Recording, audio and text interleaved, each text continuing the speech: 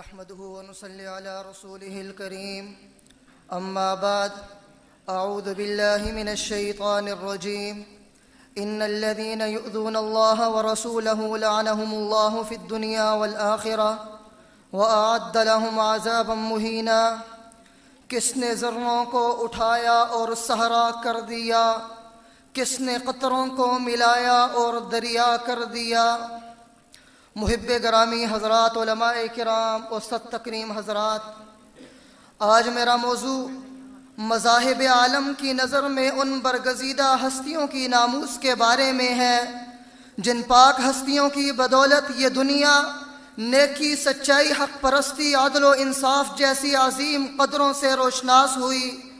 ان معزز و مکرم شخصیات نے ظلمات کی اتھاہ گہرائیوں میں گری ہوئی انسانیت کو اوج سریا تک پہنچایا اور اسے حقیقی انسانی اقدار ہیومن رائٹس کا قانون سکھلایا اور سمجھایا، اور آج انہی انبیاء کی عزت و ناموس سے متعلق قانون بنانا انسانیت کے لیے فرض عین بن گیا، اس لیے کہ ان کی شان میں دشنام ترازی انتہائی گناؤنا فعل ہے جسے کوئی مذہب و معاشرہ قبول نہیں کرتا، بلکہ مذاہب آسمانی و غیر آسمانی انبیاء کی عزت و ناموس کا پاس رکھتے ہیں۔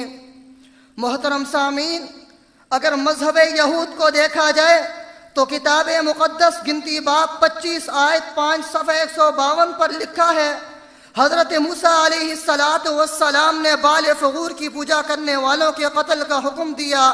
عہد نامہ عتیق استثناء باب 12-18 صفحہ 185 پر یہودی لکھا ہے کہ یہودیوں کے تالمودی قانون کے حوالے سے کہ انبیاء تو انبیاء ہیں، ان کے نائبین کی توہین پر بھی سزائے موت مقرر ہے۔ اس سے مذہب یہود میں انبیاء کی عزت و ناموس کا اندازہ لگایا جا سکتا ہے۔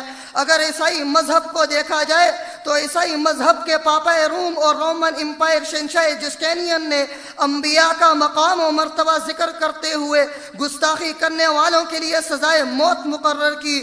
انجیل مقدس عہد نامہ جدید صفحہ 115 اعمال باب نمبر 7 آیت 43 اور 60 پر لکھا ہے کہ ایک عیسائی مبلغ ستنفس نے یہودیوں کے ایک نبی کی توہین کرنے پر ان کے قتل کا حکم دیا۔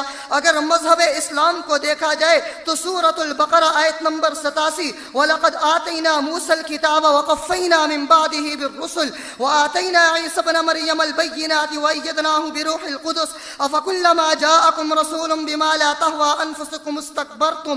پارہ نمبر 6 سورۃ النساء آیت نمبر 155 فَبِمَا نَقْضِهِم مِّيثَاقَهُمْ وَكُفْرِهِم بِآيَاتِ اللَّهِ وَقَتْلِهِمُ الْأَنبِيَاءَ بِغَيْرِ حَقٍّ وَقَوْلِهِمْ قُلُوبُنَا غُلْفٌ بَلْ طَبَعَ اللَّهُ عَلَيْهَا بِكُفْرِهِمْ فَلَا يُؤْمِنُونَ إِلَّا قَلِيلًا۔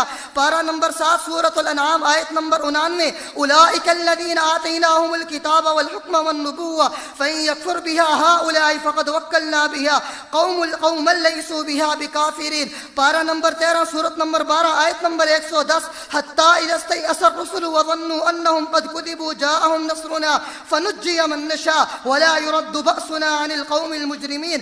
پارہ نمبر 22 سورۃ نمبر 33 آیت نمبر 38 مَا كَانَ عَلَى النَّبِيِّ مِنْ حَرَجٍ فِيمَا فَرَضَ اللَّهُ لَهُ سُنَّةَ اللَّهِ فِي الَّذِينَ خَلَوْا مِن قَبْلُ وَكَانَ أَمْرُ اللَّهِ قَدَرًا مَّقْدُورًا۔ عزیزان من، آسمانی مذاہب کے علاوہ ہندوؤں اور دیگر مذاہب میں بھی انبیاء کی عزت و ناموس اور مقام و مرتبہ کا ذکر ملتا ہے۔ ہندوؤں کے ایک کتاب رشی دتا کنو ساموید پھاٹک 3 رشی 6 منتر 8 پر لکھا ہے، احمد نے اپنے رب کی طرف سے حکمت سے معمور شریعت کو حاصل کیا، اس بشارت کو دیکھتے ہوئے اس آفتاب کے نور سے سورج کی طرح روشن ہو رہا ہوں۔ کتاب اتھروید، اے لوگو احترام سے سنو، نزاشستہ یعنی لوگوں میں تعریف کیا گیا 60,000 اور 90 دشمنوں میں اس امن کھلانے والے کو ہم حفاظت میں لیتے ہیں۔ اس ماہ رشی کو 100 دینار 10 ملائیں 300 گھوڑے اور 10,000 گائیں دی۔ درہم اور تھرکھنڈ کتاب جو 1520 سال قبل مسیح کی بتلائی جاتی ہے میں ایک منتر ذکر ہے جس میں انبیاء کی ناموس کا ذکر ہے۔ بدھ مت کی کتابوں کے حوالے سے ایک بدھ راہب نے گوتم بدھ کے بارے میں لکھا کہ 488 سال قبل مسیح آپ نے انتقال کے وقت جناب محمد رسول اللہ کے مدح بیان کی اور اتباع کا حکم دیا۔